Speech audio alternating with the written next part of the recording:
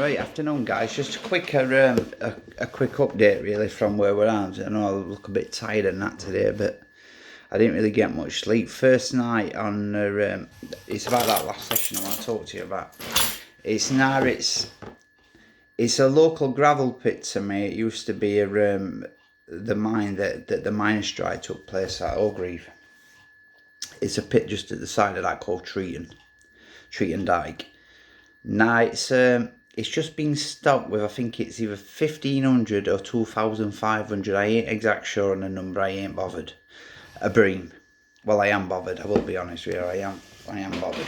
But there's nothing I can do about it. It ain't my pond. So we're all moaning about it, but there's nothing we can really do about it. We're not in charge down there, so we just have to plod on. So where I started off at is, I started off with, I'll just get it. So what I started off at down there is, I forgot the spawn. First mistake I made, what spawn. And it's not just a case of I forgot the spawn and it's just a little mistake. It was a major error on my part. I should definitely 100% have took that spawn. But for the simple reason of, the main thing that was against us on all that 48 hours were the birds, and when you fish in nature reserves like that, there's nothing you can do about it. It's the part and parcel of what comes along with that ticket. You know, moan as much as you want about it. And to me, they've been an absolute nightmare down there. Now, I said it on a Facebook page over there that I'm pretty sure, and it might sound stupid this, but I'm pretty sure that them birds know my car. Seriously. And I do think birds are that intelligent. I really do, honestly. I think they've associated my car with heavy baiting. So the minute they see me, they're on at me. And I'm telling you now, honestly, I'm not joking. It's the case with it. 100% I think it's the case with it. So what I've been doing is I've been heading for water that's slightly deeper than a swan's neck. Now, that worked with the swans. We're probably fishing in about 5 or 6 foot of water.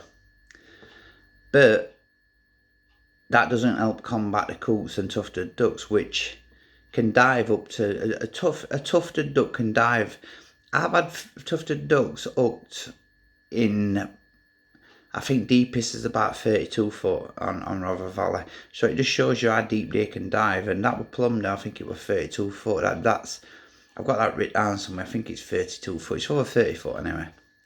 But the coots, they're not as good as divers, but they can still dive pretty good. They can still dive pretty good. Now, we went down there with a sparsely baited, in both of us, me and my brother, we both went down with the same idea. Light baiting.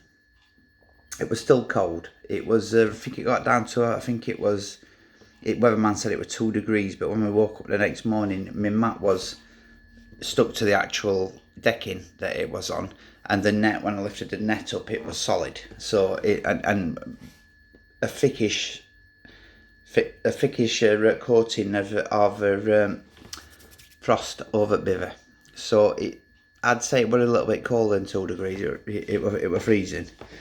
So I baited with 2 baits. The other ones I put in freezer because they're a fish meal, so I can't really show you that. But I baited with 2 baits. I baited with the 4 mats cocoa cone free. Now, my plan was to bait with these, thinking that they would be too big for the coots and tufties. Nope, they mullered them. It's not beautiful as well, then. But they mullered them. So that was the first mistake.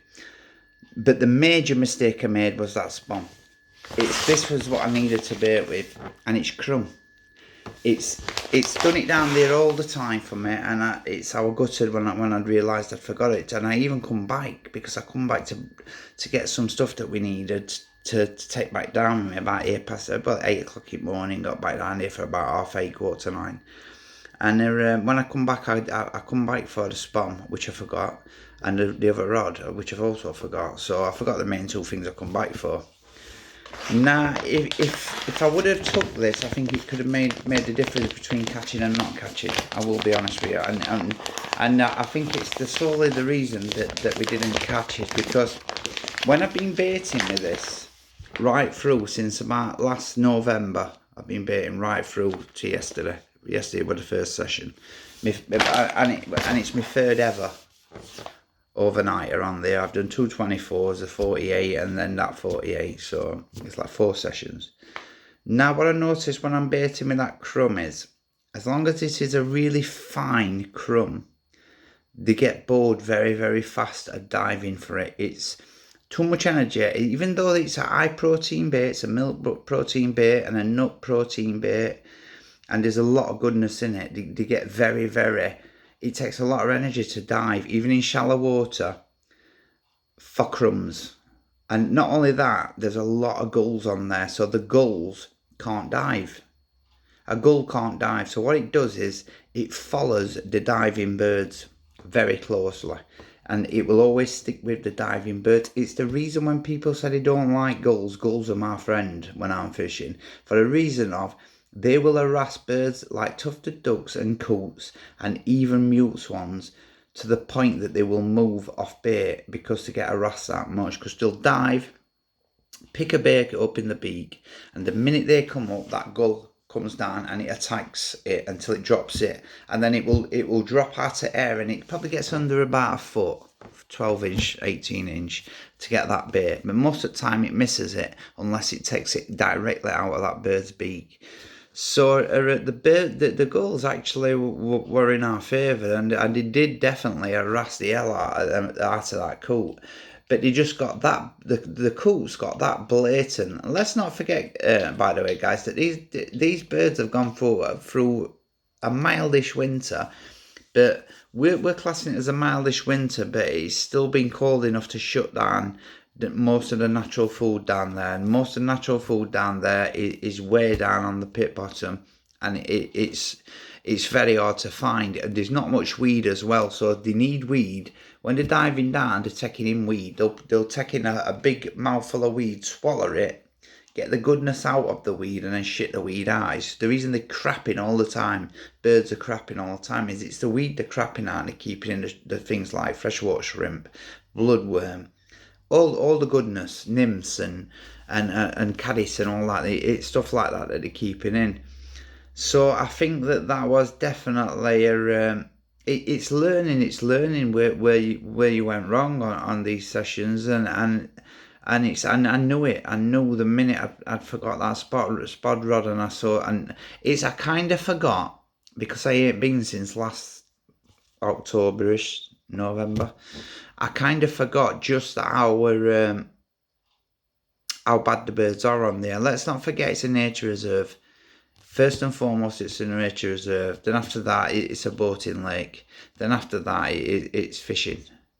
So the birds are, they're never going to go from these places. They won't make it special as well, in my eyes. You know what I mean? You're not only fishing against the other anglers. The other anglers are quite easy to overcome on a pit of that size that ain't fished that heavily, really, because it ain't fished that heavily. Even if there's 15 people on, you've still got a massive area of pit to yourself.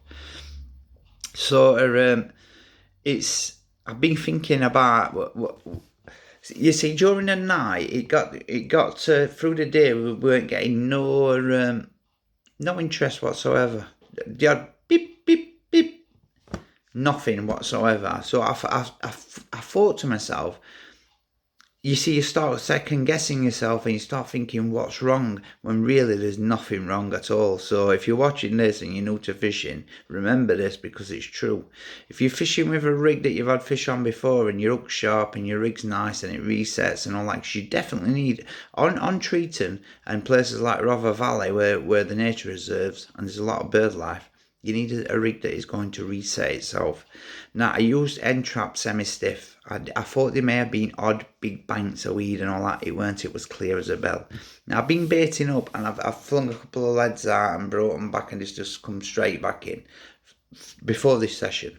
So I had an idea that it was a lot clearer. But on a couple of them times, I flicked them out and boom, straight into weed. Skirted, boom, into weed. So I thought that there might be an odd bit of weed.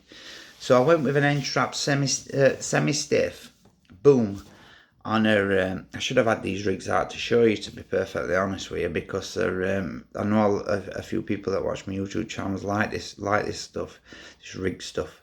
But the thing is it's a thing where I think I went wrong. It's that end trap semi-stiff. It is a stiff hook link. Don't get me wrong, it's a stiff hook link. But it's when they're showing you on the telly, when the rig goes down and it all lays away perfect and all that, it will do with rig foam on. But what they're not showing you is when a bird goes down and picks it up and then drops it, it may come down and it may kick away a little bit, but it ain't doing this.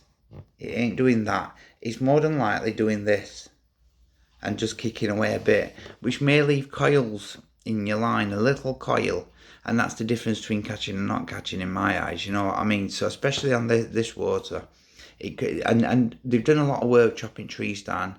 Now I'm not even going to get into that because it's absolutely madness what they've done down there. They've actually wrecked the place as far as I'm complaining. I'm complaining about it to Rotherham Council, and I'm gonna really go to town with it as well. Honestly, they've wrecked a bit of nest site, and they've done a lot of damage to some red listed birds. So I'm gonna definitely send a letter in about that. I think I'm really pissed off about it.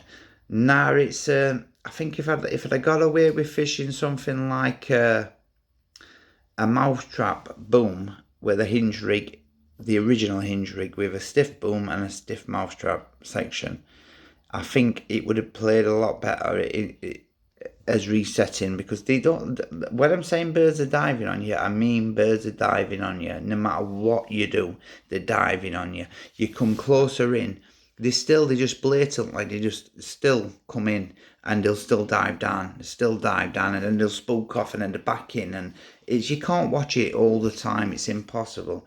So I started using the new Coda hooks. They're well, they're not new. They've been out a while now. The sharper ones. Now, every single pickup I had off a bird, I brought a rig in after, once I put them hooks on, and it were bird over. So if you've got bird life on a nature reserve or something like that, I'm telling you now, those hooks are great. They're sharp. They really are nice hooks, but they're no good on a place where those birds are going to be picking that rig up as often as they were on treeton. It's just, they're just bending point at hook over. I don't know. So I went for about 7 hooks with that. And then in the end, it started to get darker. That's the reason I kept upping and upping. But all you do then is you start off with the swans first thing in the morning. And they're just a pain in the ass because they go through your lines. If they can't get down to you, what they'll do is they'll go over your baited spot and they paddle with the legs. If you ever watch them, they'll come over your spot and they can't get their neck down to the bait. So what they do is they'll go over the bait, they'll look down at the bait, and then they paddle their legs really hard. What that causes, because it was so clear the pit, a few times I've been down, is I've noticed that washes the bait and the bait washes up, and that's when they grab it when it comes up. So that's the reason that the swans can be a bit of a nightmare. Now, what I noticed on this session was that the bloodworm and shrimp and crayfish bait, it's an heavy bait, really, really heavy bait. It's got heavy in fish meal, everything in it. It's got that much in it. It's a really heavy bait. And as they were paddling, the baits weren't lifting that high. The cocoa cone cream one, the yellow one I've just shown you, that was lifting up, and they were getting the odd one, but not many. Just perhaps. They probably had about 4 or 5 baits in all the time with the other swans, and in the end they got pissed off and went elsewhere. But the key thing in that was the heavier bait was definitely better in the margin with them. But it's just mind blowing that when you watch. Our soul destroying is when a bird comes onto you like that and it just wipes. It's totally destroyed that session what we've just done. Now we were putting bait out just before it went dark. We started baiting lightly 4 or 5 baits around each rod, about every half an hour, 4 or 5 baits around each rod. And then when it comes to night, we'll put a decent bit of bait on. Not, when I say decent, I don't mean a load. I mean about 40 baits round two rod spot. What I had two rods on one spot, and I had another spot further out. Now I had to fish staggered because my brother fishes tight lines. He always fishes tight lines. He always does, and he catches, and he's not going to change doing that. Now it's because he was to my left. I took that in my head as pretty much that left hand side was a waste of time for any fish that were transiting up this margin towards me. Did it his lines, and they would spook off of his lines. Now, perhaps that may not have happened, but in my thinking, I've seen him do it on treeton, and I've seen him spook off lines. It's the reason when I fish margins, I fish slack lines in margins, but he was fishing further out, so he fished a tighter line. Now, it's towards the end, he brought his rods closer in, which meant that I could fish my rods at a little bit further distance than he was. Still very marginal fishing. This was margin fishing, what I was doing. It was about 4 odd lengths out, and I could fish really slight lines. Now that were great with swans. Swans didn't pick me lines up with their feet and all that, so that were great with that. But the coots just got that blatant that they were just coming in and they were just down on bait and then they were gone. Now when you see them do that 12 times and there's not you're doing all sorts, chucking stuff and all sorts, you're just destroying your swim. So you can't keep chucking stuff to try and spook them and all that is pointless because you're going to be spooking any fish. So you just have to let it be. Now, if I'd have been using crumb, it wouldn't have happened. It'd have got bored of diving. Now, the thing I'm trying to get across here to you is the importance of crumb. And it's what I've learned since I've been fishing treeton, the importance of crumb over actual whole bait spoilers. Unless you on the waters I fish, anyway, nature reserves, it's a necessity because there's that much bird life on there. You've got the coots, you've got the swans first thing in the morning, then you've got the coots throughout the day. As soon as that light drops, you've got the tufted ducks that come in, and there were 13 of them, 13 tufted ducks. They can eat a lot of grub, tufted ducks, and I'm telling you now, they're in a depth of water that they will not get down to. If they want to get down to a certain depth of water for bait, they will do. So it's and towards the end they were coming in, but them a far shyer bird. So the rods in the margins kept them away. They would not come any closer. It was as though like they knew, don't come any closer. Now the coda hooks, they just, every time a bird picked one of them hooks up, it would get him over for that hook. It was just an hook I took off and it went into a little tub I've got, which goes in bins. It was bird over, it was no good. It's so now I won't be using those hooks again. They are actually too sharp. They're too sharp. I would much rather just have a normal ridge monkey choddy hook and just file it just a bit so you're getting a nice point on there, but you're not getting all that metal took off so it bears over. And they also don't rust as bad if by doing that as well. When I found it is I put a bit of grease on and then garlic, bit of garlic, and it helps with if water's acidic and it is rusty hook up. So, and I did notice as well that the coda hooks really did rust fast, so it must be an acidic water treating.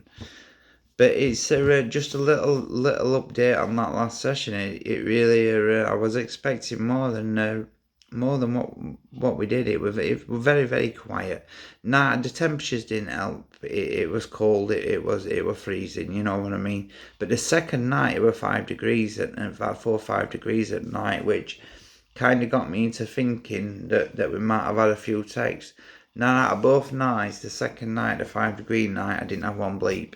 So did my brother, didn't even have a bleep either. So it's just a little thing on how that session went. It was very, very quiet. It was very, very quiet indeed. The only thing I can think of is a carp were down in another section of the lake, and I know where they were, but I didn't fish it because I know 2 lads have been baiting it regular. And it's just that ain't on. If you're getting off your horse every single night to go down to, and I know what some of you'll be thinking, I'd have been handy, I'd have fished that. That's all. I paid for my ticket. I'll fish where I want to fish. Now, if that's the way you fish, then that's all good. Fish that way, but that ain't how I fish. If someone spends the time in coming down to a pit every single night just before dark to bait a certain area, and I know, or I've got an idea that that's what's happening, then I won't put a bait on that spot. It just ain't on at all as far as I'm concerned. They're working for them fish, so just leave them be. It's the next time I fish down here, I'm going to fish across on Woodbank. I'm not going to fish the side where you can get car in. I'm going to bring the car down, park it across from us. Hopefully, by the end of midsummer time, I will have a boat, so I will be able to boat me kit across to the other side to Woodbank and leave boating edge, pull it into woods when the boats come on, speed boats, pulling skiers, so they can't see boat. It gives them nothing to moan about, but it gives me the finger parking my car up, loading the boat up, getting the boat across to that Woodbank, fishing the Woodbank, and then bringing it back across, loading my car up, and then getting back. So that's about where we're at with that, guys. But as far as I'm concerned, the three major errors that I did was I forgot the spod rod to put the crumb out. It was at a range that I couldn't quite reach with crumbing the boilers up. I tried crumbing them up and putting them in catapult, and I baited it I'd say about 40 yards, 40, 50 yards to start with, and I could not get the crumb there. So I decided I'm bringing the baits closer in. But in all honesty, I just think that it was very, very quiet, and I think that those temperatures that we've had over the last few weeks, I think it kind of knocked them fish into feed in springs here, and I think they were thinking it was later on in spring than it actually is, and these few cold spells that we've had over the last few days has gone boom, and I didn't know it ain't quite spring yet, you know what I mean? Well, it is, but it ain't quite time to start waking up and losing these last bit of fat reserves yet. We don't know exactly where we are with it. But it's only a matter of time before they do start to feed on there. But I'm going to leave it be for a while on there now. And it's all going to be about a new water now. Well, not a new water. It's an old friend of mine, of Valley Mozzie. I'm going to be back on there. And I'm going to be fishing that as my main water through this year, guys. So I'm kind of looking forward to that, because I really do love the place, you know what I mean? Out of every water I've ever fished, Mozzie's been a water that I really do love. It's been good to me over years, and there's a few fish still in there I want to catch, you know what I mean? And I think there's 330s in there or something like that at right time of year now, so it's definitely going a bit way to go. Now, you can get down about shit like this if you've just started fishing, but I enjoyed it. It was alright, you know what I mean? I weren't cold. I was in a nice sleeping bag. I was nice and warm. I watched a bit of telly while I was down there, and I chilled out. It weren't like I was sat there looking at water for 48 hours, bored out my brain. Yeah, I had things to do to occupy me. Do you know what I mean? It's when people say you shouldn't be. At the times that I've heard Fish Bosh, or the times that I've seen fish, the telly went off.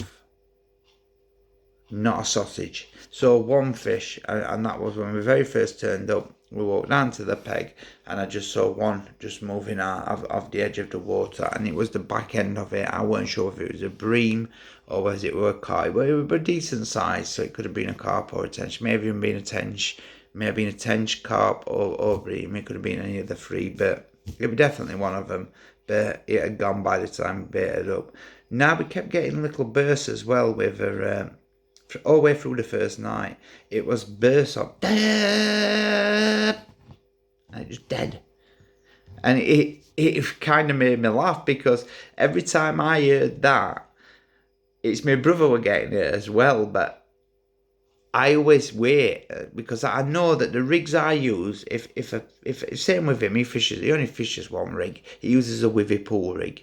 That's all he uses, wivvy pool.